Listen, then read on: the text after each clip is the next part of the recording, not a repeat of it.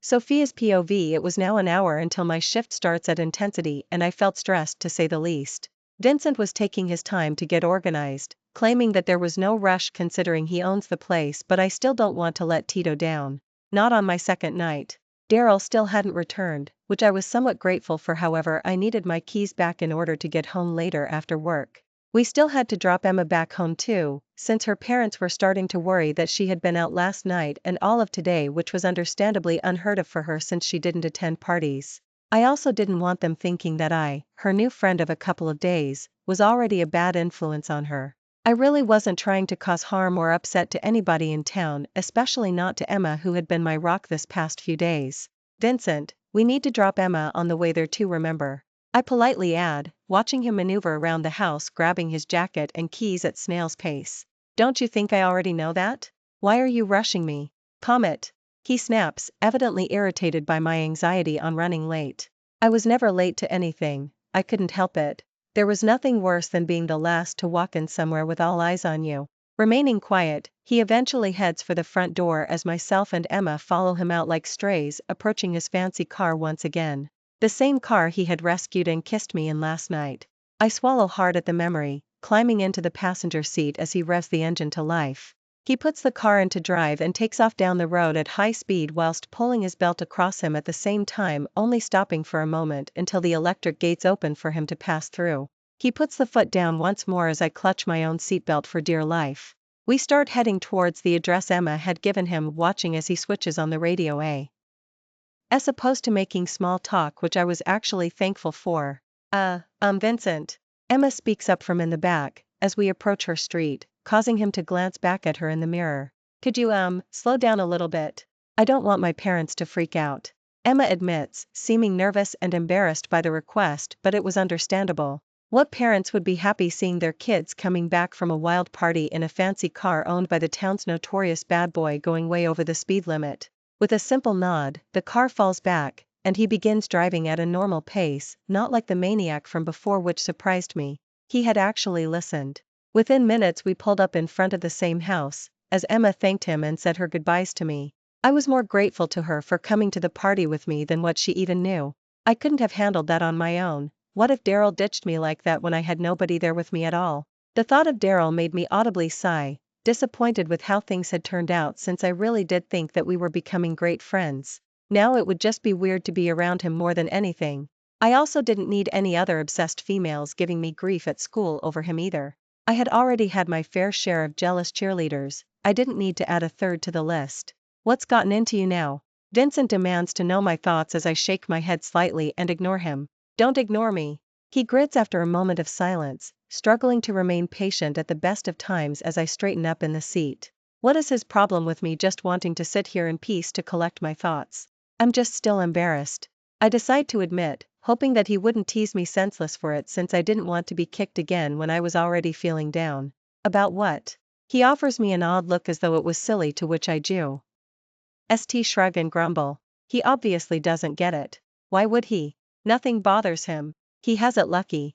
About how I acted over Daryl, I whisper, looking out of the window to avoid seeing his reaction. I waited a moment, expecting to hear him laugh at me or to say something sarcastic, but he doesn't. Instead, his response surprised me more. I don't know why you care about Daryl so much. He's a fucking asswipe at the best of times. That girl was somebody he fucked 2 years ago, and she doesn't even go to our school, so you won't see her again. It probably meant nothing to either of them. Vincent claims, as my heart hammers from inside of my chest.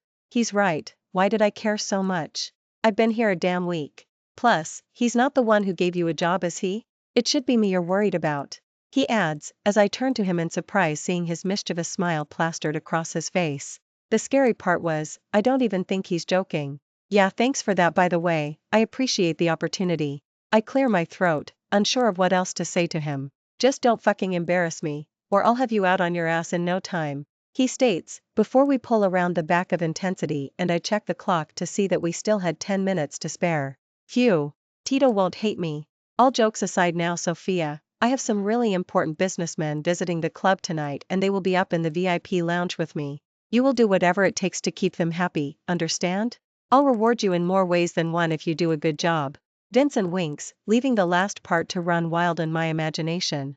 Suddenly feeling more nervous than what I did before, I all but nod meekly at his words.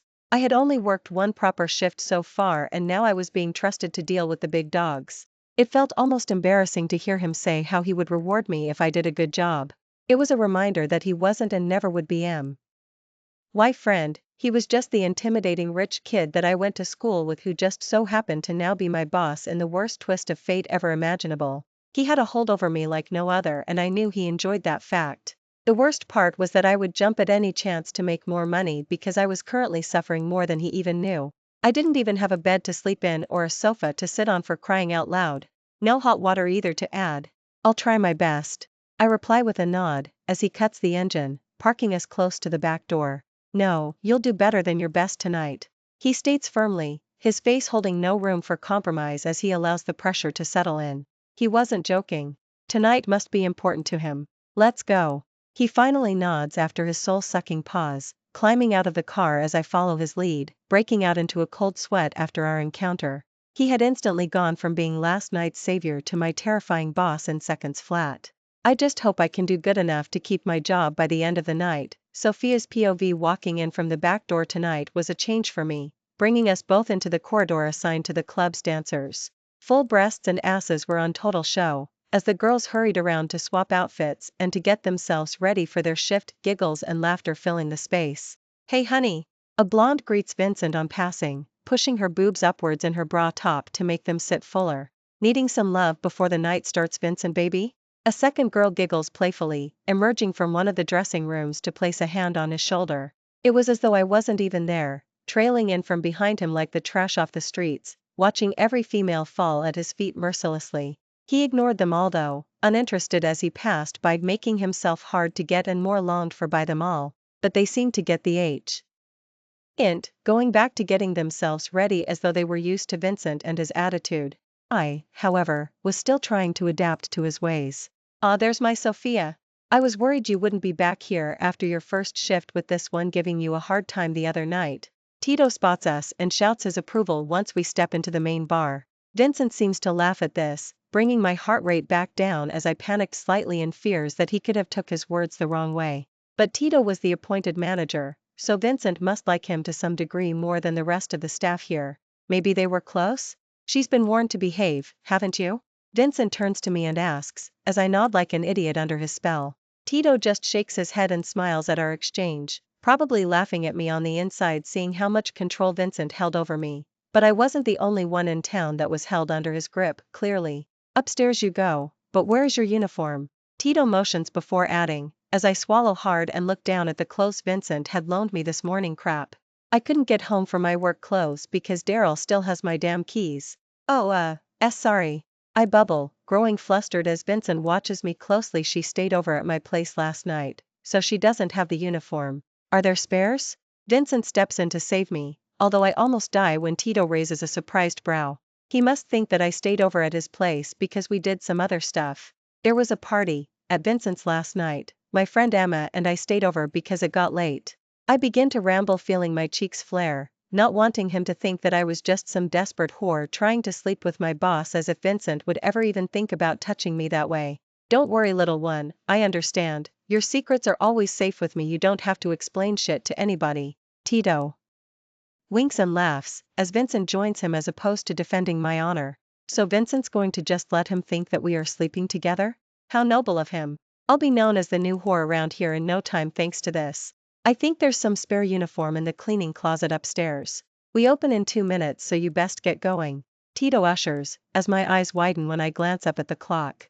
I take off instantly towards the staircase leading up to my bar, flustered that I hadn't even had any time to set up my station prior to the shift starting. Vincent and Tito's laughter falls quieter from behind me with the more distance I put between us, taking 2 steps at a time and praying not to trip as I climb the staircase. I rush towards the cleaning closet, rummaging around before finding a short black dress with the Intensity logo on the left breast. This will have to do. I quickly choose to strip down in the closet, deciding that there is no time to make a trip to the bathroom, as I pull the snug material up over my body, forcing it to fit. My boobs were centimeters from falling out as I tugged at the thin spaghetti straps in a useless attempt to cover up more I couldn't bend over tonight unless I was happy for my ass to be fully on show, but I sighed knowing there was nothing else to do. The bar would hopefully cover the majority of my body parts as long as I stay behind it. This was all I had to wear, and tonight was important to Vincent for whatever reason, and so I would have to just proceed like this despite how uncomfortable I felt. Taking a deep breath, I head out and back towards my bar, hearing the downstairs area begin to fill up as the music grows louder and the dancers start their shift. I quickly line up some of the most popular bottles to have them at hand before beginning to cut up my fruit for decoration. I turn my head to see Vincent reaching the top of the stairs, eyeing me briefly before turning to Ush. In the crowd of men behind him. They thankfully go and take a seat by the balcony, providing the perfect view of the dancers downstairs as I count how many of them there were in total. 6, all different ages and builds. Hearing more commotion, I turn to find Reed appearing at the top of the steps, as I roll my eyes before watching a couple of other men appear who I recognized from my shift on Wednesday night. When suddenly seconds later, he eventually came into my view, causing my palms to grow sweaty and my eyes to water ever so slightly. Daryl. He watched me for a moment, his face seeming to give nothing away, as he seems to think on what he should do as my pulse begins to race. Just as he attempts to take a step towards the bar, a sharp whistle is heard, which causes me to jump, slicing down on my thumb with the knife, hissing loudly and dropping the blade to the floor. Vincent waves him over, as Daryl obeys and instantly changes his direction towards the group of men. Cursing under my breath, I clutch my now bleeding thumb, moving to grab a tissue to stop the blood from going everywhere. It stung harshly when I rinsed it under the tap as I forced myself not to cry, but I instantly panicked when seeing Vincent standing from his chair with a piece of paper in hand. As he approached the bar, I pushed my hair back with my free hand and offered him a tight smile, to which he gave me an odd look. "What's up with you now? Why are you so worked up just because Daryl walked in?" he remarks, as I shake my head and chew my lip, removing the tissue from my bleeding thumb to reveal the real reason for my antsy behavior. "Fucking hell, Sophia. Be more careful." Vincent's tone raises, his irritation clear as I open and close my mouth. "I didn't exactly mean to almost cut off my own thumb, did I? I'm sorry. I wasn't paying attention," I admit, as he moves behind the bar to open a small drawer that I hadn't been in before. "A first ID box, perfect, that's handy to know. Rinse it under the water again," he demands, as I do just that and watch him rip open a large plaster. Turning back to him, he quickly wraps my whole thumb in it, having no care for my pain when he squeezes it firmly on to seal it, watching me whine. "There. Now don't cause me any more problems tonight, Sophia. I've made your job easier by writing down all of our drink orders on this paper to give you some extra time to sort the drinks. Bring them over to the table when you're done and keep the note, they will probably just want the same as the night goes on," Vincent explains to me, shoving the piece of paper into my hand. I nod quickly, seeing his eyes fall down to my almost exposed chest, before he shakes his head and curses loudly, turning to walk away from me in an agitated stride. Great, 10 minutes in and I've already upset him. This night can't possibly get any worse. Sophia's POV. I was sure to read each drink order carefully, ensuring that I didn't miss a single one as I placed the glasses down onto the tray one by one. I moved my hands to take aside each of the tray, breathing out to find it heavier than what I had hoped it would be as I forced myself to manage its weight, knowing that I could get the first whole order delivered with the one trip. "Don't spill it. Don't drop it. Focus." Slowly, I walked towards them, as the group grew silent on my approach, causing me to force out a tight smile, feeling more awkward than necessary. "Here, let me help you there, princess." One of the unfamiliar guys stand up, who looked to be around 30, relieving the weight of the tray by taking some of the whiskeys off of it, handing them around to his friends. "Thank you." I breathe out softly, as Vincent all but watches the exchange, remaining seated and amused. I avoided Daryl as best I could, who was seated directly to my right, as I place the remaining drinks down on the table. As each of them reach out to take whatever one belonged to them knowingly. In an instant panic, I feel my dress start to slip downwards at my chest, which was caused by me having to bend forward to put down the drinks on the table. I swallow hard and swiftly move my arm to cover up my chest, unaware of whether or not my nipples had actually slipped out, but not wanting to take the chance. Feeling my face flush red, I quickly thank the group and take the empty tray away with my free hand, heading back towards the bar in a quick scurry. With my back to the men, I remove my arm, finding the very tips of my nipples to be poking up out of the dress, only visible to anyone who was really staring. It could be worse, I guess. I pull the material up with a tug, covering them up ever so slightly once again, before almost jumping out of my skin. What the fuck was that, Sophia? I turn on my heels wide-eyed to find that Vincent had followed me back to my station, as I begin to freak out. Did I fuck up the order? I was certain I had nailed each drink. I counted twice to make sure I had every single one there. I couldn't have. Did I miss something? I look back at him in disbelief, as he places his hands on the opposite side of the bar, leaning forward. Flash your tits like that again and I'll throw you over that damn balcony myself. But then again, maybe the bottom floor with the dancers would suit you better after that fucking stunt. He fumes, as I swallow hard and grow even more flustered over the dress than what I already was. That's why he's pissed. He saw. How embarrassing could this get? I know. I am so sorry about that. This thing just doesn't fit me right, but it's all they had for me to wear in the closet. I covered up as soon as I felt it slip. I didn't mean to embarrass you.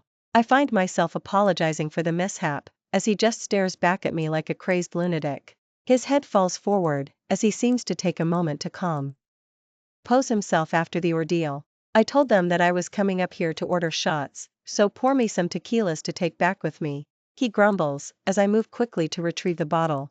Working under his stare, I swallow the lump forming in my throat as I thank the Lord for my seamless pouring skills, having the shots whipped up in seconds flat, adding limes on top of each. With nothing other than a nod, Vincent takes the tray and heads back to the group, who seemingly all cheer and holler in a boisterous manner at his return. The night passed pretty quickly after that, with a couple of other regular VIPs coming back, ordering their drinks before proceeding to sit at a table without causing any trouble. Once Vincent's group had calmed down, their chats seemed to grow more serious, as they all leaned in a little closer and listened to one another speak in hushed whispers. I became bored at one point, and so I decided to practice making a cocktail from the book beneath the bar, choosing a fancy glass that I hadn't yet used since my orders usually consisted of basic pints and whiskey. I began to get engrossed in measuring the ingredients that I didn't even notice that someone had approached the bar, before I almost jump out of my skin hearing a male clearing his throat. Turning, I am stunned to find Daryl, as my fingers tremble and I just offer him a blank look. Sophia. He attempts, before I find myself holding up a hand to cut him off. There's no need for this, Daryl. Honestly, it's all okay. I quickly tell him, not wanting to get into the finer details of how I had acted at the party. Vincent told me you kissed.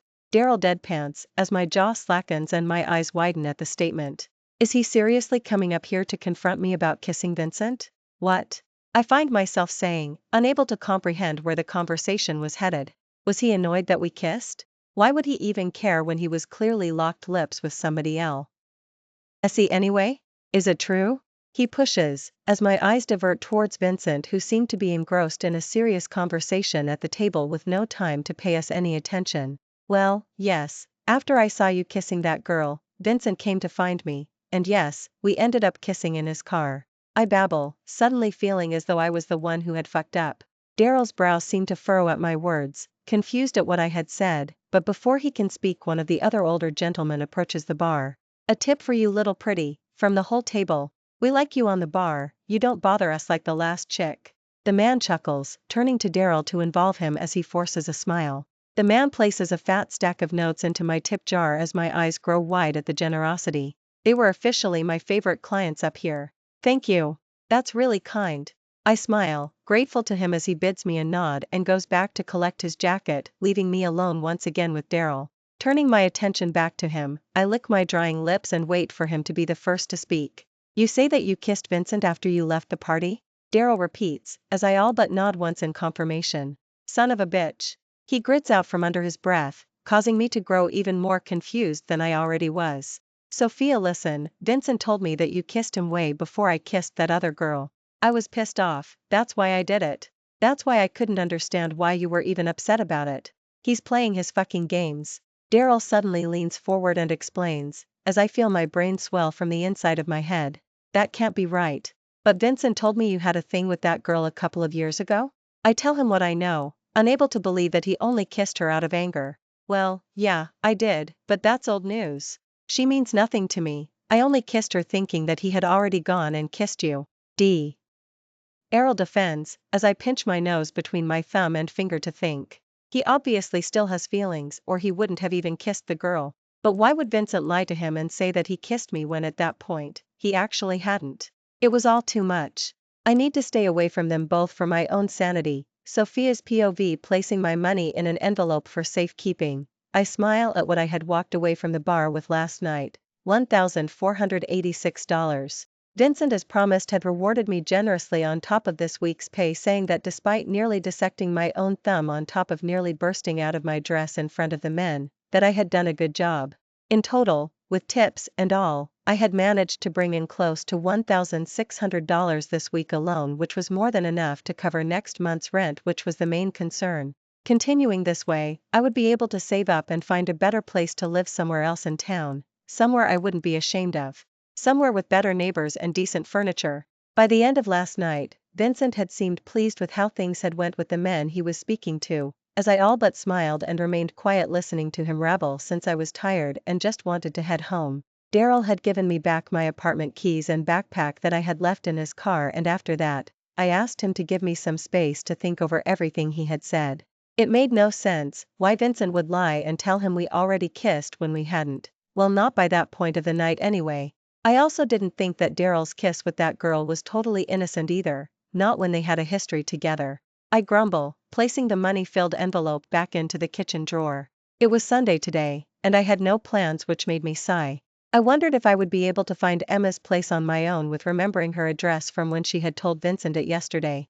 I wasn't sure how I would manage to walk there though, unless I could ask a local to guide me on what bus I could hop on to take me closer.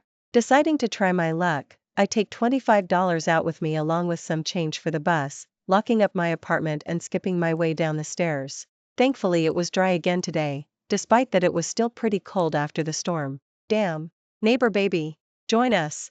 One of the drunks spluttered out towards me, highly intoxicated, as his friend was seated on the steps shooting up a needle into his arm. I cursed myself mentally for forgetting about the pair of them, usually remembering to check out the window before going out the front door of the building. No thanks. I respond quietly, trying to snake my way past them, before he has the audacity to reach out to grab a hold of my bicep. I glance in horror at his hand, seeing his dirty fingernails digging into me. Why did a little snob like you even move into our place? He sneers, as I shake him off and rush down the street at lightning speed. I was sick of living like this, dealing with guys like that. They see a young girl by herself and they pounce. Stopping at the bus stop, I clutch my chest in attempts to catch my breath, before turning to find an elderly woman approaching. Excuse me, what bus takes me to the Three Springs area? I ask, forcing the words out past my gasping breaths. The number 60 will take you there, dear. One should be due here in 5 minutes. She points to the timetable as I smile and thank her. Rightly so, the bus did arrive on time, as I handed the driver my change for a ticket before taking a seat towards the back. I watched the town pass me by, reading the street names and trying my best to get more familiar with the area.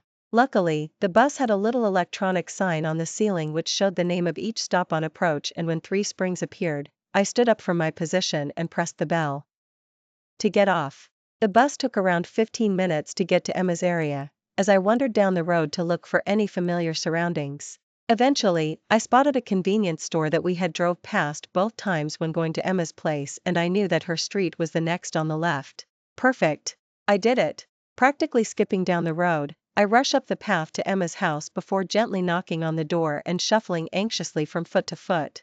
I was a little nervous, since I had only briefly met her parents and hoped that they still liked me after the party. But to my relief, it was Emma herself who opened the door, looking just as shocked to see me as I was her. Well, hey, she chimes, opening the door fuller and motioning for me to come in as I do just that, immediately enjoying the fresh linen scent that floods my nostrils on entry. Her home was beautiful, cute, and cozy. Everything was white or cream and neatly in its place. I'm home alone, my parents are out, so we can sit down here. You know, I wanted to text you last night when I got home, and then I realized that I don't even have your phone number. Emma chuckles, as I chew my lip. I know, but I currently don't have a phone. My last one broke and I haven't replaced it yet. I admit, always shy whenever I had to tell people that I was probably one of the only people on earth not to own a damn phone in this generation. Oh well, why didn't you just say so sooner? I keep all of my old phones in my room for emergencies. I can give you one of those to use. Emma's eyes widen at the idea, as does my own at her generosity. Oh no, I couldn't just take one of yours. You could sell them, or you might need them at some point. I hold up my hands as she just laughs and waves me off. I just got upgraded 2 months ago. You can have my last phone. It's still pretty new and up to date. Come with me.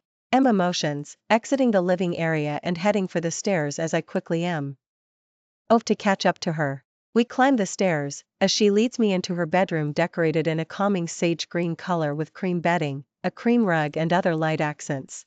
It was a calming room if I had to use one word to describe it, spacious but not ridiculously big like the rooms at Vincent's place. Rummaging in her bedside drawer, she eventually retrieves a large gold iPhone. It's an iPhone 13 Pro Max. You just need a SIM card for it. The store around the corner should sell them for like $8. You can just top it up for now to make calls and texts. If you connect to your Wi-Fi, then it will be free to send texts too. Emma rants, turning to hand me the phone as I shake my head. You can't just give me this for free, Emma. It's a really good phone. I feel nervous and almost guilty for accepting such a gift. Please just take it, it's no big deal. I have another 4 backups in the drawer. It's becoming a hoarding problem at this point. Besides, I have the 15 now. Look. Emma laughs, flashing me her own phone as I smile gently and nod. I take it from her hands, feeling incredibly thankful to her for the gadget. It would definitely make my life a little easier with work, school, and with making friends, or should I say friends, since Emma was my only one at this rate after how Daryl was being. Let's walk to the store and get you a SIM card and I'll help you set it up. I have a spare charger here too. Let's leave it to charge whilst we are away. Emma suggests, taking the device back before moving to plug it in at the wall. I was grateful to have someone like her to spend my Sunday with here. It made this place even better.